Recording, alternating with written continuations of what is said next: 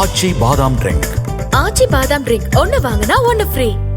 மதுரை மாவட்டம் ஏழுமலை கிராமத்தில் கிடாமுட்டு விழா நடத்த அனுமதி வழங்க மதுரை மாவட்ட ஆட்சியர் காவல் கண்காணிப்பாளருக்கு உயர்நீதிமன்ற மதுரை அமர்வு உத்தரவிட்டுள்ளது. மதுரை மாவட்டம் ஏழுமலை கிராமத்தில் கிடாமுட்டு திருவிழா நடத்த கடந்த மாதம் 9ஆம் தேதி அனுமதி வழங்குவது தொடர்பாக பரிசீலனை செய்ய உயர்நீதிமன்றம் உத்தரவிட்டிருந்தது.